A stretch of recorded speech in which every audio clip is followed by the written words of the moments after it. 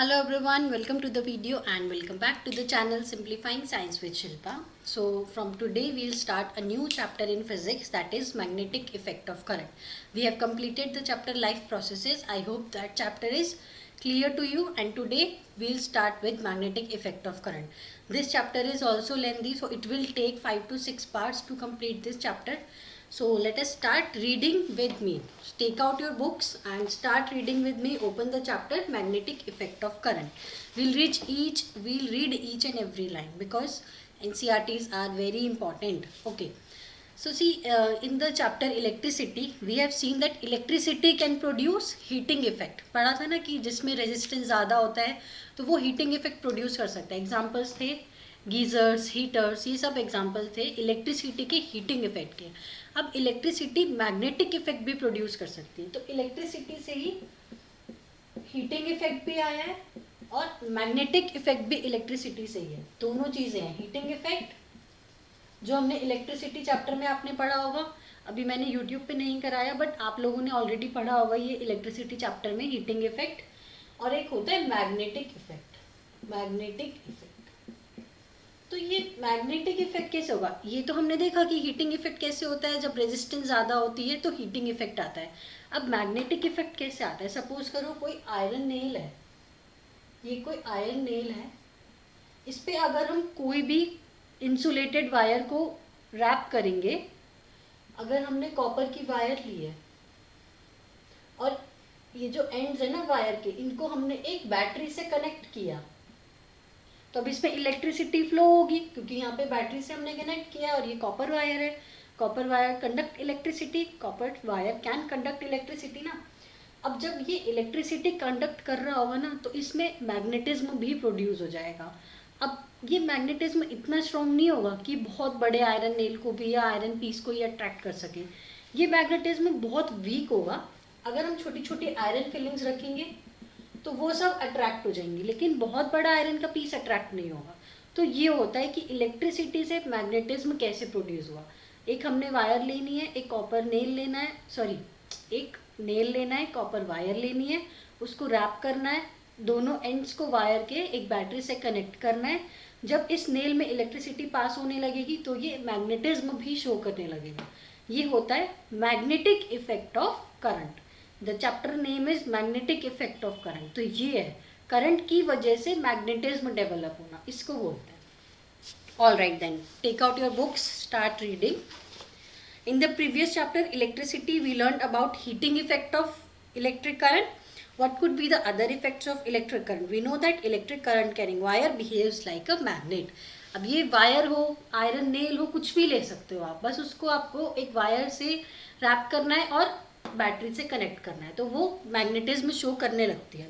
कोई भी वायर हो, आयरन नेल हो, कुछ भी ले सकते हो. देखो जैसे एक्टिविटी में भी दिखाया हुआ है ना, आपको एक थिक कॉपर वायर लेनी है, उसको एक्स और वाई पॉइंट्स के बीच में रखना है, परपेंडिकुलर होना चाहिए वो प्लेन के. Now horizontally place a small compass near the copper wire. See the, देखो कंपस का काम क्या होता है. कंपस में ना दो नीडल्स होती हैं जो नॉर्थ पोल और साउथ पोल ऑफ मैग्नेट को शो करता है. तो कंपस जब भी डिफ्लेक्ट होने लगेगा तो समझ लो मैग्नेटिज्म शो हो रहा है. अगर कंपस की नीडल डिफ्लेक्ट नहीं होती तो मैग्नेटिज्म नहीं है. You have to place a small compass near the copper wire, then you will see the position of the needle. needle जो है वो वाइब्रेट होने लगती है, डिफ्लेक्ट होने लगती है. अगर नीडल वाइब्रेट हो रही है या डिफ्लेक्ट हो रही है, that means that wire has magnetism. That wire is showing the properties of magnetism. Pass the current through the circuit by inserting the key into the plug. Observe the change in the position of compass needle. अगर हम यहाँ पे भी compass needle को place करेंगे तो वो भी डिफ्लेक्शन शो करेगी क्योंकि इस नेल में भी मैग्नेटिज्म प्रोड्यूस हो गया. We see that needle is deflected. What does it mean? It means that electric current through the copper wire has produced a magnetic effect. जो इलेक्ट्रिक करंट हो रहा था, जो इलेक्ट्रिक करंट पास हुआ है उस वायर में, उसकी वजह से मैग्नेटिज्म प्रोड्यूस हो रहा है. Thus we can say that electricity and magnetism are linked to each other. क्योंकि इलेक्ट्रिसिटी की वजह से ही मैग्नेटिक इफेक्ट प्रोड्यूस हुआ. तो इलेक्ट्रिसिटी और मैग्नेटिज्म लिंक्ड हैं आपस में. जैसे कि इलेक्ट्रिसिटी से हीटिंग इफेक्ट आया, सिमिलरली मैग्नेटिक इफेक्ट भी आया. Then what about the reverse possibility of an electric effect of moving magnet? क्या रिवर्स भी पॉसिबल है कि मैग्नेटिक इफेक्ट की वजह से इलेक्ट्रिसिटी प्रोड्यूस हो? पॉसिबल है, दोनों पॉसिबल है, वाइस वर्सा पॉसिबल है। इलेक्ट्रिसिटी की वजह से भी मैग्नेटिज्म प्रोड्यूस हो सकता है और मैग्नेटिक इफेक्ट की वजह से भी इलेक्ट्रिसिटी प्रोड्यूस हो सकती है। एग्जाम्पल है एसी जनरेटर, डीसी जनरेटर, जितने भी जनरेटर्स होते हैं वो मैग्नेटिक इफेक्ट पे काम करते हैं और जनरेटर से हमें क्या मिलती है? इलेक्ट्रिसिटी मिलती है। तो दोनों ट्रू है, ऐसा नहीं है कि सिर्फ इलेक्ट्रिसिटी से ही मैग्नेटिक इफेक्ट आएगा, नो, दोनों ट्रू है। In this chapter we will study magnetic fields and electromagnetic effect. Electromagnetic effect यानी कि मैग्नेट की वजह से इलेक्ट्रिसिटी बनना। We shall also study about electromagnets and electric motors. But अब जो न्यू सिलेबस है, न्यू एनसीईआरटी में ये नहीं है जनरेटर्स वगैरह, ये ओल्ड एनसीईआरटी है। बट न्यू एनसीईआरटी में अब ये सिलेबस खत्म हो चुका है, ये सब नहीं है, कैन कट हो गया। बट मैं आपको एग्जांपल बता रही हूँ कि हो सकता है मैग्नेटिक इफेक्ट से भी इलेक्ट्रिसिटी प्रोड्यूस हो सकती है। And electric generators which involve electric effect of moving magnets. जब मैग्नेट्स मूव करते हैं तो उससे इलेक्ट्रिसिटी प्रोड्यूस होती है। अब देखो ये जो नीचे बॉक्स दिया हुआ है, हैंस क्रिश्चियन ऑस्टेड, ये साइंटिस्ट थे, इन्होंने फाइंड आउट किया था ये। Oersted, one of the leading scientists of the 19th century, played a crucial role in understanding electromagnetism. In 1820, he accidentally discovered that a compass needle got deflected when an electric current passes through a metallic wire placed nearby. जब भी electricity pass होती है किसी भी metallic wire से, इन्होंने देखा कि नीडल डिफ्लेक्ट होती है। पता है ये बहुत सारी चीज़ें ना एक्सीडेंटली हुए हैं। जैसे आपने देखा होगा न्यूटन का भी जो लॉज हैं सारे, जब एप्पल गिरा था तब बने थे, ऐसे ये वाला भी है, इसमें भी इन्होंने एक्सीडेंटली देखा। कुछ भी चीज़ इन्होंने फाइंड आउट करने की बहुत ज़्यादा कोशिश नहीं की थी, पहले हुआ उसके बाद किया। ऐसा नहीं कि पहले इन्होंने अपनी वो पूरा रिसर्च किया उसके बाद ये किसी रिजल्ट पाए, पहले इनको रिजल्ट दिखा, उस रिजल्ट के बेसिस पे इन्होंने अपनी पूरी स्टडीज़ की, एक्सपेरिमेंट किए, तब जाके हमारे पास ये थ्योरीज आई हैं। बहुत ईयर्स लगते हैं इन थ्योरीज को बनाने में। So Oersted showed that electricity and magnetism were related phenomena. His research later created technologies such as radio, television and fiber optics. The unit of magnetic field strength is named as Oersted in his honor. तो ये जो name था, unit थी ना magnetic field strength की, उसकी unit क्या है? ऑस्टेड। साइंटिस्ट के नाम पे रखी गई है यूनिट, ऑस्टेड, OERSTED, OERSTED। किसकी यूनिट है? मैग्नेटिक फील्ड लाइंस की यूनिट है, मैग्नेटिक फील्ड लाइंस। अगर आप एनसीईआरटी नहीं पढ़ते तो क्या आपको ये कभी पता चलता? क्योंकि ये बॉक्स हर चीज़ इंपॉर्टेंट है, कुछ भी आ सकता है ना बोर्ड्स में। तो ये देखो इतनी क्लियरली लिखा हुआ है ना एनसीईआरटी में, फिर आप बोलते हो पेपर कहाँ से आया? Unit of magnetic field strength is named the oersted in his honour. Magnetic field strength, this is the unit. Okay, now magnetic field and magnetic field lines. अब देखो कोई भी अगर हमने मैग्नेट रखा हुआ है ना तो उसकी फील्ड लाइंस होती है। लाइंस का मतलब है कि उतने एरिया तक हमको मैग्नेटिज्म फील हो सकता है। अगर ये कोई मैग्नेट रखा हुआ है तो उसकी कुछ लाइंस होंगी। लाइंस का मतलब है ये इमेजिनरी लाइंस होती हैं, obviously they can not be seen bye naked eyes, but ये एक एरिया होता है जहाँ तक मैग्नेटिज्म फील हो सकता है। अगर हमने यहाँ पे कोई छोटी सी आयरन फिलिंग रखी है तो वो अट्रैक्ट हो जाएगी, लेकिन अगर मैग्नेटिक फील्ड के बाहर होगा कुछ तो वो अट्रैक्ट नहीं होगा। ये अट्रैक्ट हो सकता है क्योंकि ये मैग्नेटिक फील्ड के अंदर है। तो मैग्नेटिक फील्ड लाइंस एक ऐसा एरिया होता है किसी भी मैग्नेट के अराउंड जहाँ तक मैग्नेटिज्म हमें फील हो सकता है। So we are familiar with the fact that compass needle gets deflected when brought near a bar magnet. अगर हम कंपस नीडल को बार मैग्नेट के क्लोज लेकर आएंगे तो उसकी नीडल डिफ्लेक्ट होगी। It will move to the north pole और the south pole, right, left, wherever. A compass needle is in fact a small bar magnet. तो compass needle के अंदर भी मैग्नेट ही है, क्योंकि मैग्नेट ही तो अट्रैक्ट कर रहा है ना। तो कंपस नीडल के अंदर भी एक छोटा सा बार मैग्नेट होता है। The end of the compass needle points approximately towards the north and south direction. देखो जैसे ये मैग्नेट है ना, तो इसकी नॉर्थ पोल और साउथ पोल दोनों होते हैं। ये होता है नॉर्थ पोल, ये होता है साउथ पोल। ऐसे ही जो कंपस नीडल है ऐसे होता है। कंपस नीडल एक सर्कल होता है, एक इसके ऊपर पूरा ये कवर्ड होता है ग्लास से, और ऐसे एक अंदर नीडल होती है, ऐसे ये पॉइंट करती है नॉर्थ और साउथ डायरेक्शन में, ये हो गया नॉर्थ पोल, ये हो गया साउथ पोल।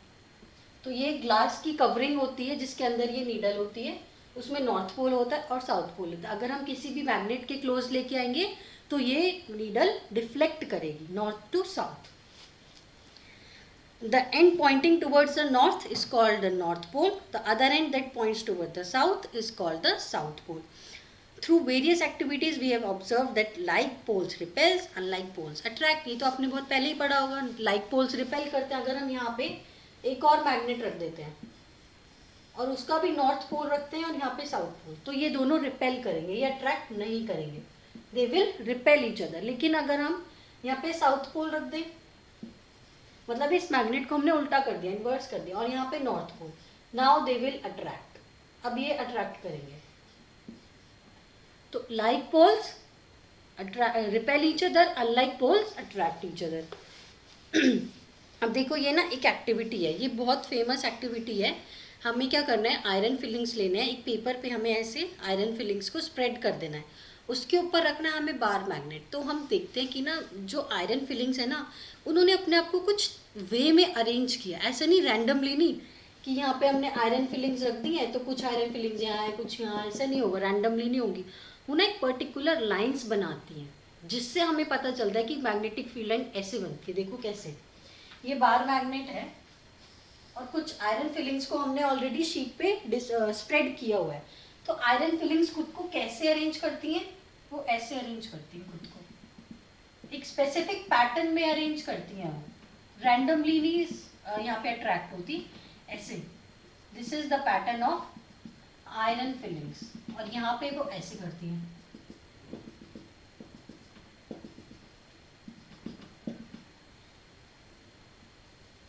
ये दिस इज द पैटर्न। तो यही पैटर्न फॉलो होता है हमेशा। आप कभी भी आयरन फिलिंग्स को रखोगे और बार मैग्नेट को रखोगे ना, तो ये सेम पैटर्न फॉलो होता है। अब यही हमें मैग्नेटिक फील्ड लाइंस को ड्रॉ करने से हमें पता चलता है कि अच्छा मैग्नेटिक फील्ड लाइन ऐसे ही ड्रॉ होती है, क्योंकि आयरन फिलिंग्स ने खुद को अरेंज ही ऐसे किया हुआ है। तो देखो मैग्नेटिक फील्ड लाइन कैसे होती है, ये हो गया नॉर्थ पोल, ये हो गया south pole. Magnetic field line हमेशा याद रखना नॉर्थ टू साउथ जाती है। किस डायरेक्शन में, नॉर्थ टू साउथ, यानी यहाँ से यहाँ जाएंगी तो ये एरो बनाएंगे, नीचे भी नॉर्थ से साउथ जाएंगी तो ये एरो बनाएंगे। अब ये नॉर्थ टू साउथ जा रही है, नॉर्थ से निकलती हैं और साउथ में इमर्ज होती हैं। ये ऐसे नहीं बनेगा, ऐसे नहीं बन रहा है सर्कल जो आप बाहर बाहर से देख रहे हो। देखो यहाँ पे तो ऐसे जा रहा है बट नीचे ऐसे जा रहा है, तो फिर ये मीट कैसे करती है, ऐसे यहाँ से। तो अब बनाना पूरा एक क्लोज्ड कर्व बनता है, यहाँ से जाती है फिर मैग्नेट के अंदर से साउथ टू नॉर्थ। देखो दो डायरेक्शन है, मैग्नेट के अंदर से वो जाएंगी साउथ टू नॉर्थ, मैग्नेट के बाहर जो मैग्नेटिक फील्ड लाइंस हैं वो जाती है नॉर्थ से साउथ, तभी तो एक क्लोज्ड कर्व बनेगा। वो ऐसे जाएंगी, ऐसे आएंगी, फिर ऐसे जाएंगी, फिर ऐसे आएंगी, ये हो गया। अब नीचे से फिर से नॉर्थ टू साउथ जाना है तो ऐसे जाएंगी और ऐसे आएंगी, ऐसे। तो देखो अंदर से तो साउथ टू नॉर्थ ही जा रही है, लेकिन बाहर से नॉर्थ टू साउथ जाती है हमेशा। अब ये नॉर्थ से ऐसे जा रही है, तो यानी नॉर्थ में आ रही है ना, ये भी तो है, ये भी तो ऐसी बनेगी। तो यानी इस साइड पे सारी मैग्नेटिक फील्ड लाइंस, एरो इधर जाएगा और साउथ में एरो इधर जाएगा। एक बार हम फिर से क्लियर डायग्राम बनाते हैं। ये ऑर्स्टेड याद रखना, मैग्नेटिक फील्ड लाइंस की स्ट्रेंथ की यूनिट होती है। देखो ये बार मैग्नेट है, ये है नॉर्थ पोल, ये है साउथ पोल। डायरेक्शन क्या होगी मैग्नेटिक फील्ड लाइंस की, नॉर्थ टू साउथ, तो ये जाएगी ऐसे नॉर्थ से साउथ। अब ये एक क्लोज्ड कर्व बनाती है। अब ये मत सोचना कि ये क्लोज्ड कर्व ऐसे बाहर से बनेगा, बाहर से नहीं बनता, अंदर से बनेगा, ऐसे ऐसे। तो ये कहाँ जा रही है, इधर, तभी तो क्लोज्ड बनेगा ये। अब नॉर्थ से जा रही है ना, तो ये जो लाइंस होती है ना यहाँ वाली, इसका मतलब ऐसे, क्योंकि ऐसे ही तो जाएगी वो नॉर्थ से साउथ। अब यहाँ पे ये लाइंस हैं, ये भी नॉर्थ से साउथ जाएगी ऐसे, तो नॉर्थ से साउथ ऐसे, अंदर से साउथ टू नॉर्थ जा रही है ना, नॉर्थ से साउथ, नॉर्थ से साउथ। तो बाहर डायरेक्शन क्या है, नॉर्थ से साउथ। मैग्नेट के अंदर डायरेक्शन क्या है, साउथ से नॉर्थ। ये डायरेक्शन जरूर याद रखनी है। और यहाँ पे होती है, सॉरी यहाँ पे तो ये बाहर जाएंगी ना, तभी तो बनेगा ऐसे, बाहर जाएंगी, ये वाले नॉर्थ पोल से बाहर जाती हैं, साउथ पोल से अंदर आती हैं, तभी तो बनेगा क्लोज्ड कर्व। देखो बाहर जाएंगी ऐसे, फिर अंदर आएंगी, फिर नीचे से नॉर्थ से साउथ, देखो अब यहाँ से अंदर आ रही है ना, तो इसलिए एरो अंदर की तरफ है, ऐसे आएंगी। तो ये होती है डायरेक्शन, ये डायरेक्शन जरूर याद रखनी है। Okay, so the iron filings arrange themselves in a pattern as shown in the figure. आपकी बुक में भी दिखाया हुआ है, देखो सेम डायग्राम है ना, ये यहाँ से ऐसे बाहर जा रही हैं, यहाँ से अंदर आती हैं, ये ऐसे क्लोज्ड कर्व बन रहे हैं। तो ये अपने आप को इसी पैटर्न में हमेशा ऐसे ही बनाएंगी। ये पैटर्न ऐसा नहीं है कि कभी पैटर्न कुछ बन रहा है कभी कुछ बन रहा है, हमेशा सेम पैटर्न रहता है। What does this pattern demonstrate? The magnet exerts its influence in the region surrounding it. इसका मतलब जितना भी ये रीजन है ना, इसमें मैग्नेट का इफेक्ट रहेगा, बट इसके बाहर नहीं रहेगा। जहाँ तक मैग्नेटिक फील्ड लाइन्स जाएंगी वहाँ तक उस मैग्नेट का इफेक्ट रहता है। Therefore, the iron fillings experience a force. The force thus exerted makes the iron filling to arrange in a pattern. अब देखो एक ना फोर्स लग रहा है, तभी ये मैग्नेट जो आयरन फिलिंग्स है ये मैग्नेट से अट्रैक्ट हो रही हैं। अगर फोर्स नहीं लगेगा तो अट्रैक्शन नहीं होगा, तो मैग्नेटिक फोर्स की वजह से ये खुद को इस पैटर्न में अरेंज करती हैं। The region surrounding a magnet in which the force of magnet can be detected is said to have a magnetic field. तो जितने रीजन में उस मैग्नेट का फोर्स लगेगा उस रीजन को हम क्या बोलेंगे? Magnetic field. अंडरलाइन करिए इस लाइन को, फिर से रीड करिए। The region surrounding a magnet in which the force of the magnet can be detected is said to have a magnetic field. ये होती है magnetic field. The lines along which the iron fillings align themselves represent the magnetic field lines. जिस line में उन्होंने खुद को arrange किया है उसी को हम क्या बोलते हैं? Magnetic field lines. ये होती है मैग्नेटिक फील्ड लाइंस। अब फिर से एक एक्टिविटी दी हुई है जिसमें कि आपको ये बताया हुआ है कि कैसे ये कर्व बनता है, डायरेक्शंस बताएंगे। Magnetic field is a quantity that has both direction and magnitude. तो देखो ये इंपॉर्टेंट है, मैग्नेटिक फील्ड में दोनों चीज़ें होती हैं। डायरेक्शन आपने देख ली ना, नॉर्थ टू साउथ होती है, बाहर अंदर होती है साउथ टू नॉर्थ। तो मैग्नेटिक फील्ड में दोनों चीज़ें हैं, डायरेक्शन भी है और मैग्नीट्यूड भी है। तो ये कैसी क्वांटिटी हो? ये vector quantity, direction plus magnitude. So magnetic field FIELD field जो है वो एक वेक्टर क्वांटिटी है। The direction of the magnetic field is taken to be the direction in which the north pole of the compass needle moves inside it. जहाँ पे north पोल होगा उससे हम डायरेक्शन हमेशा कैलकुलेट करते हैं, साउथ पोल से नहीं करते। Therefore it is taken by convention that field lines emerge from the north pole and merge at the south pole. देखो इमर्ज हो रही है ना, यहाँ से निकल रही है, तो emerge at the north pole and merge at the south pole, क्योंकि यहाँ से आ रही है ऐसे। तो इमर्ज हो रही है नॉर्थ पोल से, मर्ज हो रही है साउथ पोल में। यहाँ से निकल रही है, यहाँ से फिर एंटर कर रही है, यहाँ से निकल रही है, यहाँ से एंटर कर रही है। तो emerge at the north pole and merge at the south pole. यहाँ पे मर्जिंग होती है और यहाँ से इमर्ज होती है। ये छोटे छोटे पॉइंट्स जरूर याद रखना, ये वन वर्ड में बहुत परेशान करेंगे। And you have to note the arrows inside the magnet. The direction of field lines is from south to north. Thus the magnetic field lines are closed curves. इसीलिए ये closed है क्योंकि अंदर तो डायरेक्शन साउथ से north है और बाहर डायरेक्शन नॉर्थ से साउथ है। नीचे भी ऊपर भी, नीचे भी नॉर्थ से साउथ, ऊपर भी नॉर्थ से साउथ और अंदर साउथ से नॉर्थ। तो ऑपोजिट होती है डायरेक्शन, इसीलिए ये क्लोज्ड कर्व बनाती है, ऐसे जाती है ऐसे। अगर ऐसे नहीं होता तो क्लोज्ड कर्व नहीं बनते, फिर तो हाफ ही रह जाता, सिर्फ साउथ नॉर्थ से साउथ जा रही है, फिर से यहाँ से तो अंदर ऐसे जा रही है, तभी क्लोज्ड कर्व्स बनते हैं। No two field lines are found to cross each other. ये इंपॉर्टेंट पॉइंट है। देखो कोई दो फील्ड लाइंस ना कभी भी इंटरसेक्ट नहीं कर सकती। जैसे ये दूसरी लाइन जा रही है ना, तो वो ऐसे नहीं जा सकती। अगर जा रही है इसका मतलब ये दोनों पॉइंट्स दिखा रहा है, नॉर्थ पोल भी दिखा रहा है और साउथ पोल भी दिखा रहा है, विच इज़ नॉट पॉसिबल। एक बार में एक ही तो डायरेक्शन पॉसिबल है, दोनों डायरेक्शन तो पॉसिबल नहीं है। तो अगर कहीं पे भी मैग्नेटिक फील्ड लाइंस इंटरसेक्ट करती हैं तो that situation is not at all possible, because it means it is showing both the direction north pole and south pole, which is obviously not possible. So no two field lines can intersect each other. If they did, it would mean that at the point of intersection the compass needle would point towards both the direction. अब needle तो एक ही direction में point out करेगी नहीं, या तो north pole होगा या साउथ पोल होगा, दोनों पोल्स तो पॉसिबल ही नहीं है, तो इसीलिए they can not intersect each other. Next topic is magnetic field due to current carrying conductor. We will start this topic tomorrow. For today, this was all. Just read your books. Read each and every line. I am telling you again and again. Read each and every line from your NCERT book. So just go through these things which I have told you today. In the next lecture, we will start with this topic, magnetic field due to current carrying conductor. ये हम next topic पे देखते हैं. आज के लिए आपके लिए इतना बहुत है, क्योंकि ये बहुत लेंदी चैप्टर भी है, तो हम थोड़ा थोड़ा करके देखेंगे. बट समझ आना चाहिए. ऐसा नहीं कि मैं एक एक 2-2 घंटे की वीडियो बनाऊँ फिर कुछ समझ नहीं आए, क्योंकि आई नो रिटेंशन आप लोगों का ज़्यादा नहीं है. आप 20 से 25 मिनट ही ध्यान से सुन सकते हो. तो थोड़ा थोड़ा करके पढ़ेंगे, बट डेफिनेटली कंप्लीट करेंगे सब चीज़ें. डेली मैं वीडियोज़ डालूंगी, 2-2 वीडियोज़ भी डाल सकती हूँ. तो जल्दी जल्दी हम सिलेबस कंप्लीट कर लेंगे. सिलेबस की टेंशन मत लेना. All right then, that's all for today. Thank you. Bye bye. See you in the next one.